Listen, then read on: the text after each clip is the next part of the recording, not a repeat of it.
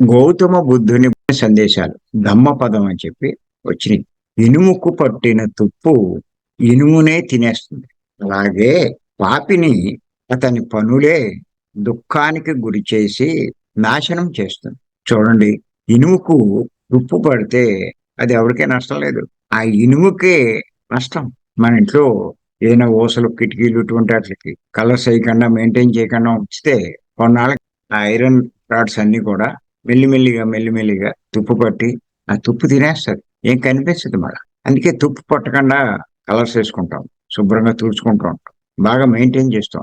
ఇంకోటి వచ్చి దాన్ని నాశనం చేయదు, దాన్ని అదే నాశనం చేసుకో. చాలా విచిత్రం చూడండి. అలాగే పాపిని అతని పనులే దుఃఖానికి గురి చేసి నాశనం చేస్తుంది. పాపిని అంటే పాపాలు చేసేవాడు, అతని పనులు అవ్వచ్చు, అతని మాటలు అవ్వచ్చు, వాడు నాశనం చేస్తాడు, అంతులేని దుఃఖానికి లోనవుతాడు, ఎంతో నష్టపోతాడు.